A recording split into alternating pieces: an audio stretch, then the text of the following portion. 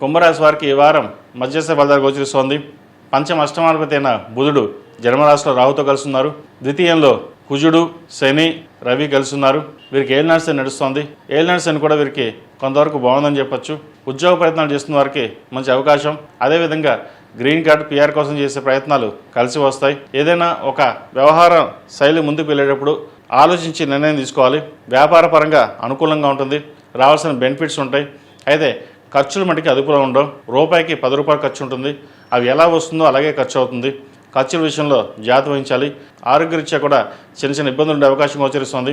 Thyroid, skin allergy, indigestion, acidity, stomach సంబంధించిన ఇబ్బందులు ఉండే అవకాశం గోచరిస్తుంది. హాస్పిటల్కి వెళ్ళే అవకాశం కూడా లేకపోలేదు. వాటి విషయంలో జాగ్రత్త వహించాలి. ఏదైనా సరే జంక్ ఫుడ్కి దూరంగా ఉండడం చెప్పదగిన సూచన. సమయానికి నిద్ర, ఆహారం తీసుకోవడం చెప్పదగిన సూచన. అదేవిధంగా నూతన ఉద్యోగ ప్రయత్నాలు చేస్తున్న వారికి మంచి కాలం అని చెప్పొచ్చు. ఉద్యోగ ప్రయత్నాల్లో కూడా అనుకూలంగా ఉంటుంది. రావాల్సిన ఉద్యోగం చేజారిపోయిందని అనుకుంటారు, కానీ దానికంటే మంచి ఉద్యోగం లభిస్తుంది. విదేశీ వ్యవహారాలకు సంబంధించిన వ్యవహారాలు, అదేవిధంగా ఇంపోర్ట్ అండ్ ఎక్స్పోర్ట్ సంబంధించిన వ్యవహారాలు సానుకూల పడుతుంది. ఏదైనా ఒక సమస్య వస్తే దాన్ని ఎలా పరిష్కరించాలి అన్న ఆలోచనతో ఎక్కువ సతమతం అవుతారు. దైవానుగ్రహం వల్ల అంతా మంచి జరుగుతుంది. మీ కష్టాన్ని తగిన ప్రతిఫలం లభిస్తుంది. అయితే అందరినీ నమ్మకుండా మీ పని మీరు చేసుకోవడం చెప్పదగినది. ఎవరికైనా డబ్బు అప్పుగా ఇస్తే అది తిరిగి రాదు. వాటి విషయంలో జాగ్రత్త వహించాలి. ఏదైనా ఇన్వెస్ట్మెంట్ చేయదలుచుకుంటే ప్రస్తుతం ఉన్న కాలమాన ప్రకారం ఎటువంటి ఇన్వెస్ట్మెంట్లు లేకుండా సేవింగ్స్కి ప్రాధాన్యత ఇవ్వడం చెప్పదగిన సూచన. ఈ రాశిలో జన్మించిన విద్యార్థులకు గత వారం కంటే ఈ వారం చాలా వరకు అనుకూలంగా ఉంది. కష్టానికి తగిన ప్రతిఫలం లభిస్తుంది. నీట్ ఎగ్జామ్స్కి, అదేవిధంగా ఎంసెట్, ఇతరత ఎగ్జామ్స్ ప్రిపేర్ అవుతున్న వారికి చాలా అనుకూలంగా ఉంటుంది. అయితే పంచమ అష్టమాధిపతి అయిన బుధుడు జన్మరాశిలో ఉన్నారు. అంత అనుకూలంగా బలంగా లేదు. జన్మరాశిలో రాహు ఉన్నారు. మనసు పరివిధులుగా ఉంటుంది. అలా వెళ్తే ఎలా ఉంటుంది, ఇలా వెళ్తా ఉంది, లేదంటే ఆ ఎగ్జామ్ రాద్దామా, లేదా ఈ ఎగ్జామ్ రాద్దాం, లేదా గవర్నమెంట్ ఉద్యోగానికి వెళ్దామా, ఇన్ని రకాలుగా మిమ్మల్ని ఇబ్బందికరంగా ఉంటుంది. ఇబ్బంది కాదు, ఏం చేద్దామో క్లారిటీ ఉండదు.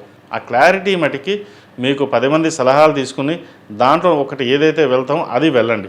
అంతేగాని మనం అన్నిట్లోనూ మనం రాసేయగలం, అన్నిట్లో చేయగలం అనే ఆలోచన మటుకు వెళ్ళకండి.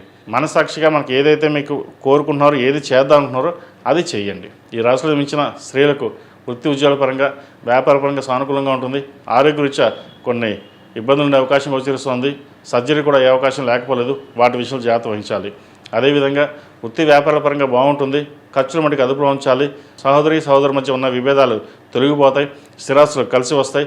స్థిరాస్తుల విలువ పెరుగుతుంది. ఒక గృహం కానీ, ప్లాట్ కానీ కొనుగోలు చేయాలనే ఆలోచన వస్తుంది.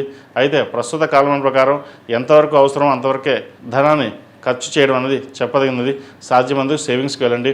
ఉద్యోగరీత్యా నూతన ఉద్యోగ ప్రయత్నాలు చేస్తున్న వారికి ఈ వారం చాలా వరకు కలుసుబడతనంగా ఉంటుంది.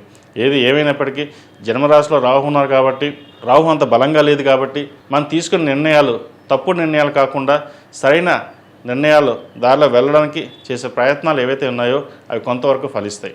ఈ రాశివారు ప్రతిరోజు ప్రతినిత్యం ఓం నమస్తే ఒత్తులతోటి దీపారాధన చేయడం, కాలభైరవ రూపం మెడలో వేసుకోవడం చెప్పదగిన సూచన. ఈ రాశిలో జన్మించిన వారికి కలిసి వచ్చే సంఖ్య 2, కలిసి వచ్చే రంగు స్కై బ్లూ. ఏదైనా పని మీద బయటకు శనివారం కానీ, శుక్రవారం కానీ వెళ్ళండి. మంచి ఫలితాలు సంప్రాప్తిస్తాయి. ఈ పూజస్టోర్.in పసుపు కుంకుమ నుంచి దేవతా విగ్రహాల దాకా అన్ని రకాల పూజలు, వ్రతాలు, గృహప్రవేశం, హోమాది శుభకార్యాలకు కావాల్సిన పూజా సామాగ్రి అంతా ఒక్కొక్క క్లిక్ తోనే మీ ఇంటి వద్దనే పొందండి. ఈ పూజస్టోర్.in